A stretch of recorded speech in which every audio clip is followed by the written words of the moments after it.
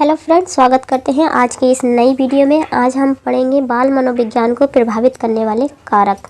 जो हमारे super TET exam हो, यूपी टेट है या फिर सी टेट हो, जिसमें बहुत ही महत्वपूर्ण रहता है, इससे क्वेश्चन पूछे ही जाते हैं। और सबसे पहले तो हम बताना चाहते हैं कि ये जो पढ़ा रहे हैं हम सुपर टेट का जो है सिलेबस, उसके अकॉर्डिंग पढ़ा रहे हैं। जैसे कि हमारा बाल मनोविज्ञान है, उसमें पहला टॉपिक था हमारा व्यक्तिक भिन्नता, तो उसकी 2 वीडियो हैं, वो जो है हम करा चुके हैं। आप जो है प्ले लिस्ट में जाके उनको देख सकते हैं। तो आज हम पढ़ाएंगे बाल मनोविज्ञान यानी कि बाल विकास को प्रभावित करने वाले कारक। तो उससे पहले जो भी टॉपिक है उसको देख लेंगे, ठीक है। तो चलिए चलते हैं। विकास, डेवलपमेंट। विकास एक सार्वभौमिक यानी कि यूनिवर्सल प्रक्रिया है जो जन्म से लेकर जीवन पर्यंत तक अविराम होती है, अविराम रहता है। यानी कि ये जो है कभी रुकता नहीं है। अविराम का मतलब है रुकता नहीं है। ये जो है हमेशा जो है जीवन पर्यंत, पूरी जीवन भर चलता रहता है। विकास केवल शारीरिक वृद्धि और ही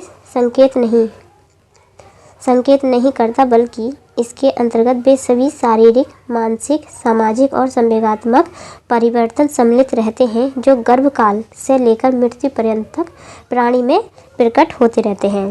देखिए, ये जो है शारीरिक, मानसिक, सामाजिक और संवेगात्मक जो है परिवर्तन करता रहता है। और ये जो है जीवन, जब तक मृत्यु नहीं होती है तब तक ये जो है निरंतर चलता रहता है। उसके बाद है, देखिए, विकास को क्रमिक परिवर्तन की श्रृंखला कहा जाता है। ध्यान रखेंगे ये पॉइंट। इसके परिणाम स्वरूप व्यक्ति में नवीन विशेषताओं का उदय होता है तथा पुरानी विशेषताओं की समाप्ति हो जाती है। प्रौढ़ अवस्था में पहुंचकर मनुष्य स्वयं को जिन गुणों से संपन्न पाता है वे विकास की प्रक्रिया के ही परिणाम होते हैं। इतना समझ में आ गया होगा। उसके बाद देखिए, हरलॉक ने क्या कहा है।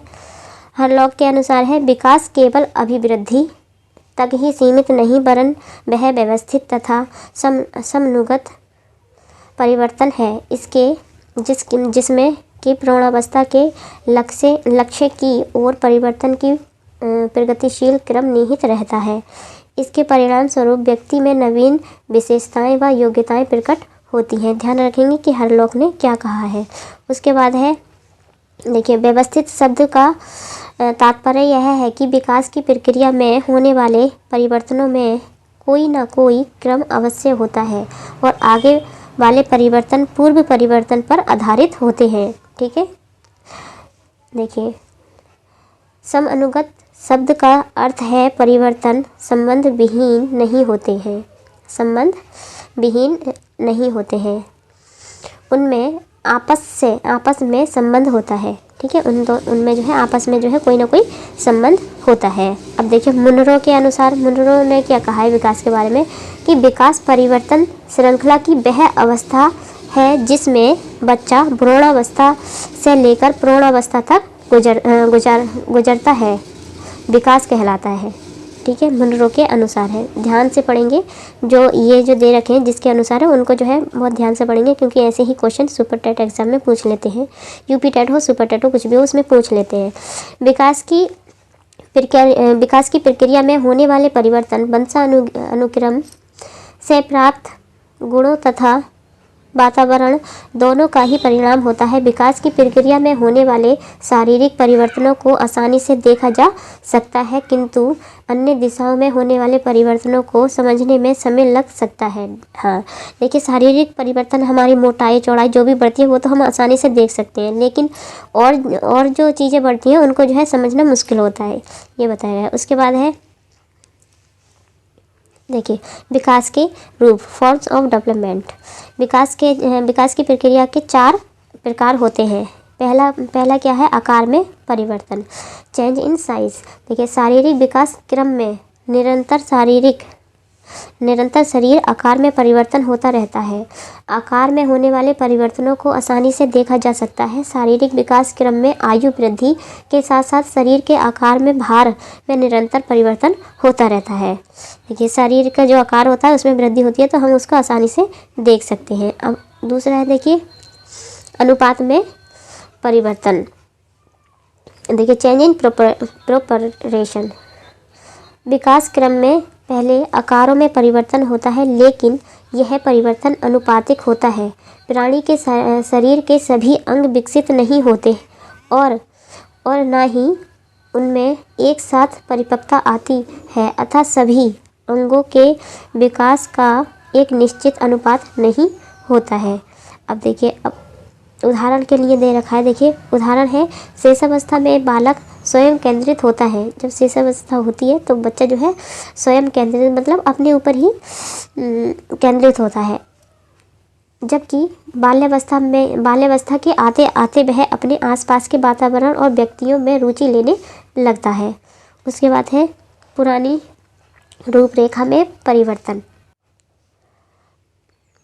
डिसअपरेंस ऑफ ओल्ड फीचर्स। प्राणी के विकास क्रम में नवीन विशेषताओं का उदय होने से पूर्व पुरानी विशेषताओं का लोप होता रहता है। ठीक है, जो हमारे जैसे कि हम नई विशेषताओं का जैसे कि कोई भी उदय होता है तो जो हम पुरानी बातें होते हैं उनको जो है क्या करते हैं, भूलते जाते हैं। उदाहरण के लिए है बचपन के बालों और दांतों का समाप्त हो जाना। जैसे कि हमारे जो बचपन के बाल होते हैं वो झड़ जाते हैं, दांत जो है दूध के दांत जो होते हैं वो उखड़ जाते हैं, उनका समाप्त हो जाना। बचपन की अस्पष्ट ध्वनियाँ, खिसकना, घुटनों के बल चलना, रोना, चिल्लाना इत्यादि गुण जो है समाप्त हो जाते हैं। उसके बाद है नए गुणों की प्राप्ति। नए गुणों की प्राप्ति, देखिए विकास क्रम में जहाँ एक तरफ पुरानी रूपरेखा में परिवर्तन होता है, वहीं उनका स्थान नए गुण प्राप्त कर लेते हैं, जैसे कि स्थायी दांत निकलना, स्पष्ट उच्चारण करना, उछलना कूदना और भागने दौड़ने की क्षमताओं का विकास इत्यादि विकास क्रम में नए गुण के रूप में प्राप्त होते हैं। ये तो हो गए हमारे पूरे कंप्लीट। अब उसके बाद क्या करेंगे, विकास के सिद्धांत। ये भी इंपॉर्टेंट है, विकास के सिद्धांतों से क्वेश्चन पूछ लिया जाता है यूपी टेट, सी टेट में कोई भी हो, सुपर टेट में। जो बच्चा नोट्स बनाना चाहते हैं इस वीडियो से आराम से आप नोट्स बना सकते हैं, क्योंकि ये जो वीडियो लूसेंट से पढ़ाई जा रही है तो आप जो है और पूरा टॉपिक हम कंप्लीट कराएंगे। ये नहीं है कि एक वीडियो बनाई और छोड़ दिया। लूसेंट पे जितना दे रखा है विकास का वो पूरा हम टॉपिक कंप्लीट कराएंगे, चाहे उसके लिए 3 वीडियो हो या 1 वीडियो। ठीक है, ध्यान रखेंगे। विकास के सिद्धांत, प्रिंसिपल ऑफ डेवलपमेंट। विकास सार्वभौमिक तथा निरंतर चलने वाली क्रिया है, लेकिन प्रत्येक प्राणी का विकास निश्चित नियमों के आधार पर ही होता है। इन नियमों के आधार पर अनेक शारीरिक व मानसिक क्रियाएं विकसित होती रहती हैं। विकास के कुछ प्रमुख नियम निम्नलिखित हैं। अब यहाँ पे नियम दे रखे हैं। देखिए पहला नियम क्या है, विकास का एक निश्चित प्रतिरूप होता है। इम्पोर्टेंट है, ये ऑप्शन में आ जाता है। विकास का एक ये पूछ लेगा कि इसमें कौन सा सिद्धांत है या कौन सा नहीं है, 4 ऑप्शन दे देगा और उसमें ये भी होगा, इसलिए ध्यान रखेंगे। ये विकास का एक निश्चित प्रतिरूप होता है। देखिए development follows are certain pattern. मनुष्य का शारीरिक विकास 2 दिशाओं में होता है। एक मस्तक अधोमुखी दिशा तथा दूसरा है निकट दूर दिशा।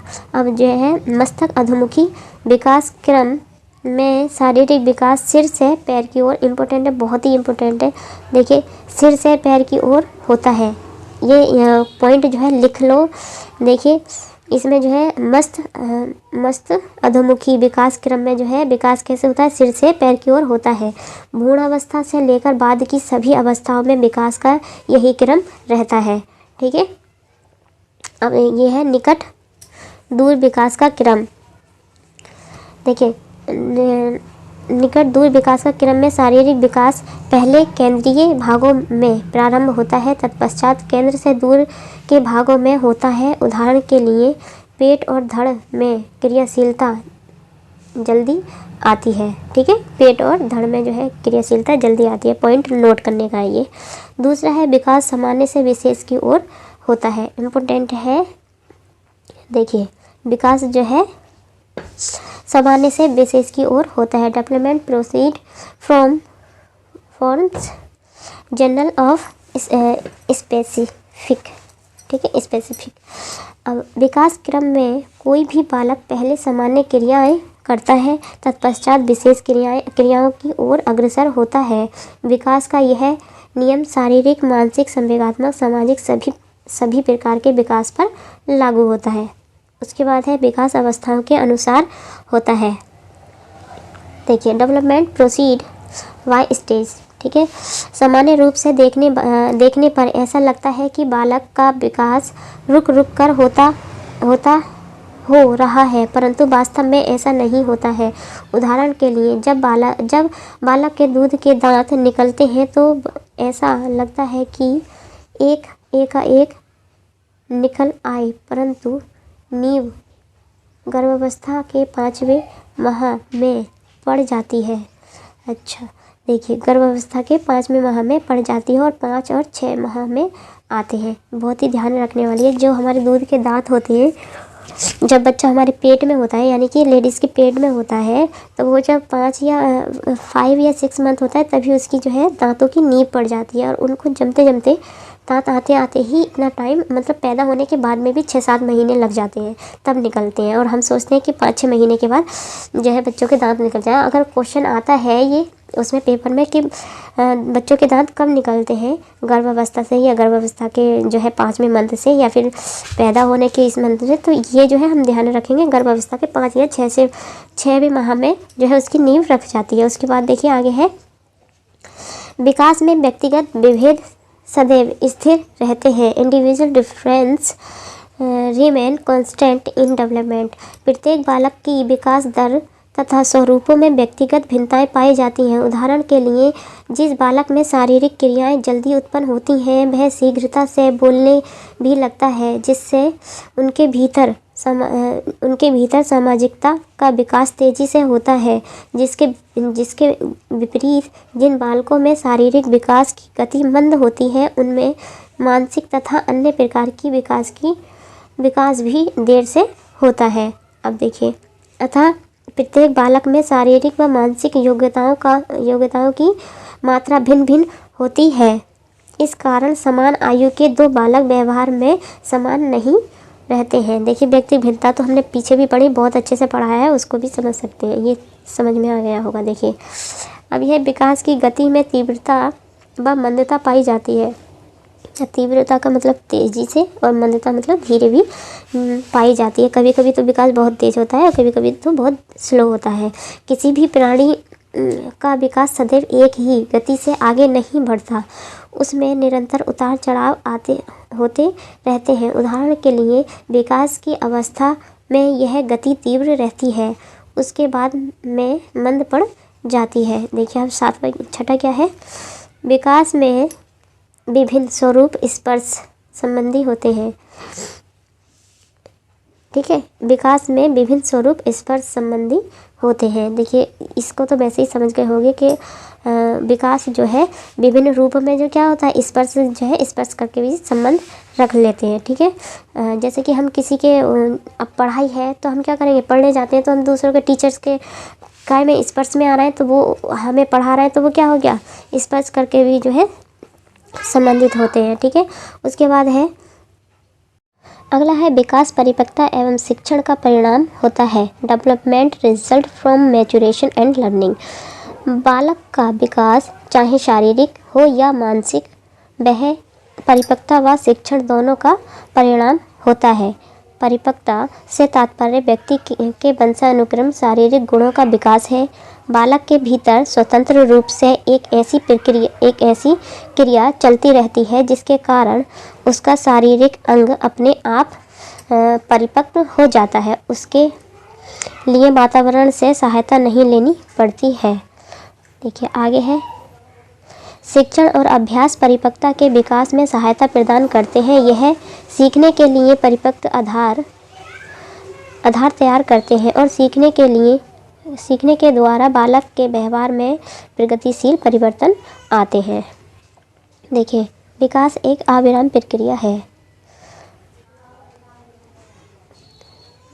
Development is continuous process. देखिए विकास एक अविराम प्रक्रिया है। प्राणी के जीवन में यह निरंतर चलती रहती है। उदाहरण के लिए शारीरिक विकास गर्भ अवस्था से लेकर परिपक्वता तथा निरंतर चलता रहता है, परंतु आगे चलकर यह उठने बैठने चलने फिरने और दौड़ने भागने की क्रियाएं करने लगता है। अब देखिए यहाँ से हमारा टॉपिक दे रखा है, उसमें विकास को प्रभावित करने वाले कारक यहाँ से और भी ध्यान से पढ़ेंगे, ठीक है। पहला कारक क्या है, देखिए वंशानुक्रम, ठीक है। देखिए डिंकमेयर 1965 के अनुसार वंशानुगत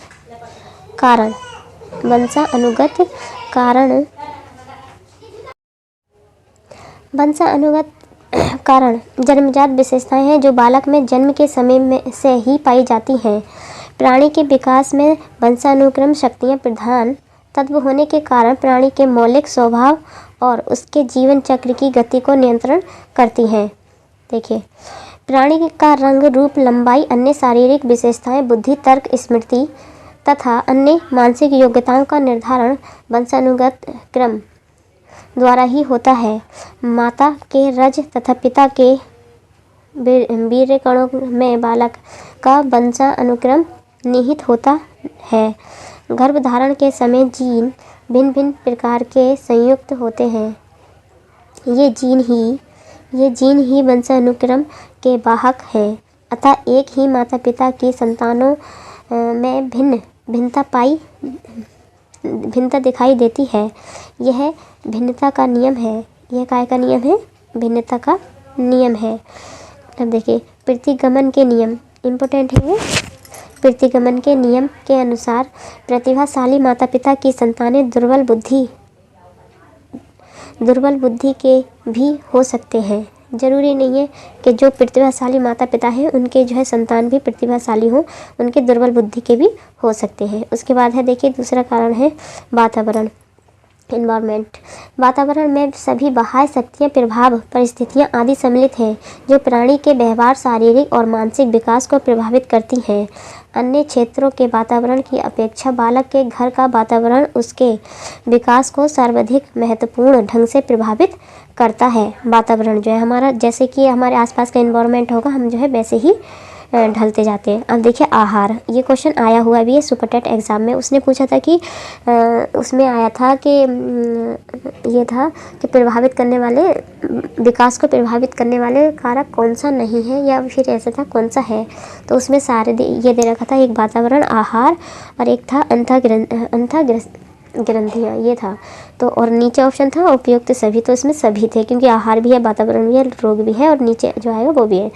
तो आहार, देखिए आहार का, माँ का आहार गर्भकालीन अवस्था से लेकर जन्म के उपरांत तक शिशु के विकास को प्रभावित करता है। आहार की मात्रा की अपेक्षा आहार में विद्यमान तत्व बालक के विकास को अधिक महत्वपूर्ण ढंग से प्रभावित करते हैं, क्योंकि जो खाना माता लेती है वही जो है आहार के रूप में बच्चा भी लेता है। उसके बाद है रोग। शारीरिक बीमारी में भी बालक के शारीरिक और मानसिक विकास को संपूर्ण ढंग से प्रभावित करती है। बाल्यावस्था में यदि कोई बालक अधिक दिनों तक बीमार रहता है तो उसकी शारीरिक और मानसिक विकास अवरुद्ध हो जाता है, यानी कि अवरुद्ध रुक जाता है। देखिए अंतःस्रावी ग्रंथियाँ, बालक के अंदर पाई जाने वाली ग्रंथियों से स्राव निकलते हैं। वे बालक के शारीरिक और मानसिक विकास तथा व्यवहार को संपूर्ण ढंग से प्रभावित करते हैं। उसके बाद है देखिए पैराथायराइड ग्रंथि से जो स्राव निकलता है उस पर हड्डियों तथा दांतों का विकास निर्भर करता है। बालक के संवेगात्मक व्यवहार और शांति को भी इस ग्रंथ का स्राव प्रभावित करता है। बालक की लंबाई का संबंध थायराइड ग्रंथि के स्राव से होता है। पुरुषत्व के लक्षणों जैसे दाढ़ी, मूछ और पुरुष जैसी आवाज़ें तथा स्त्री के लक्षण का विकास जनन ग्रंथियां पर निर्भर करता है। देखिए अब है हमारी बुद्धि, इंटेलिजेंस। बालक का बुद्धि भी एक महत्वपूर्ण कारक है जो बालक के शारीरिक और मानसिक विकास को प्रत्यक्ष या अप्रत्यक्ष रूप से प्रभावित करता है। तीव्र बुद्धि वाले बालकों का विकास मंद बुद्धि वाले बालकों की अपेक्षा तीव्र गति से होता है।